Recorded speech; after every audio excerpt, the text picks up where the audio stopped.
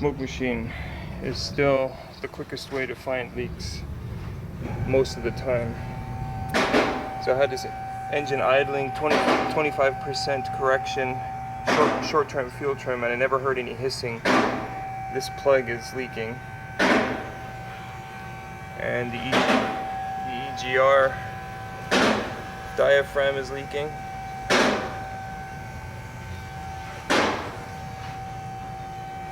And then there's smoke obviously coming out from the air filter. That's normal, because the smoke is backing up into the air filter. So that's the main leak right here. Seal that and see what happens. The other thing with the smoke leak coming out of the EGR you got to keep in mind is that's coming out of the intake side. So smoke is going into the intake, and this pintle here should be closed right now. So smoke is going up past the pintle, up the shaft, and coming out the breather hole here. I have the feed hose disconnected. This is the trigger hose, or from the vacuum solenoid, so that obviously smoke can't go in here. And the reason it's coming out of here is because of the EGR not sealing the intake correctly, or at least that's my assumption. I would have to take it all out to be sure.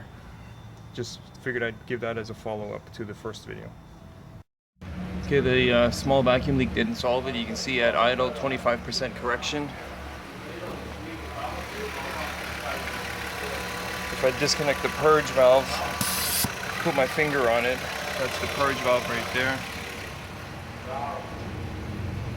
17, 16, 15, 14, 13, 12, 10, 9, 7%, 6, 5, 4, 3, 2, 1, 0.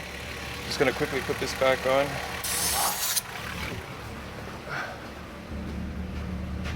Now purge valve is connected again, and you can see the fuel trim coming up. So that purge valve is stuck open. That's causing a vacuum leak through the charcoal canister.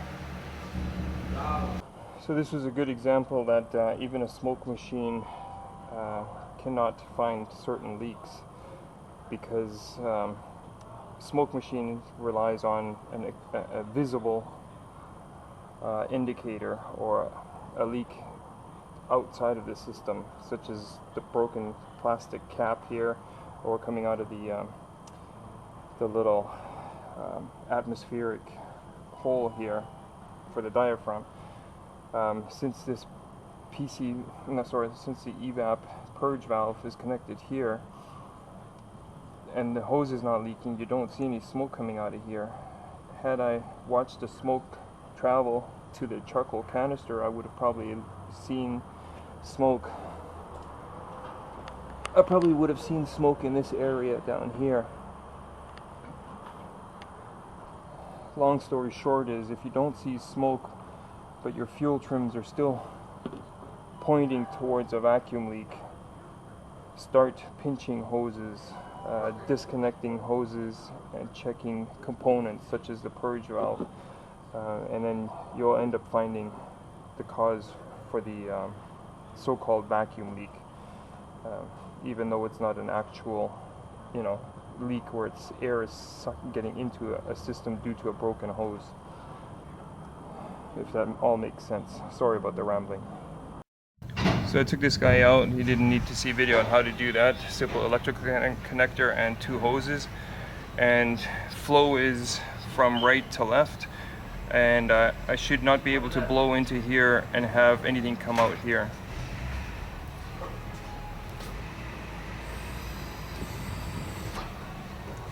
It's completely stuck open, so this valve is bad.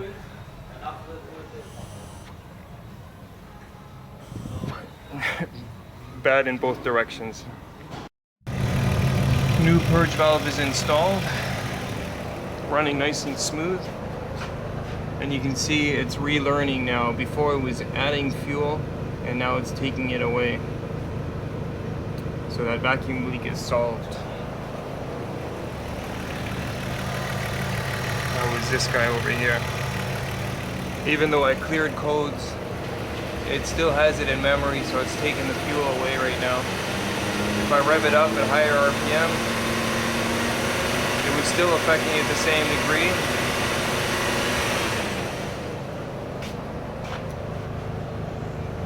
So it shouldn't take too long for these numbers to come down. Okay, so I plugged this little leak that I had. This one I'm not going to worry about, and I've got the new purge valve in here. It's running really smooth. It was smooth to begin with, but it seems smoother than it was.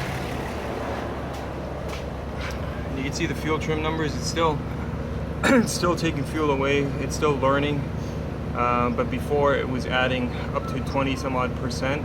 And what you want to see is those fuel trim numbers, those short-term fuel trim numbers, switching between positive and negative.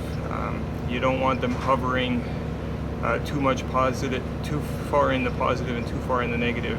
Plus or minus 5%, I think it should be all right. You can see here it's like plus or minus 3, I think. So this is great. No more vacuum leak in this case.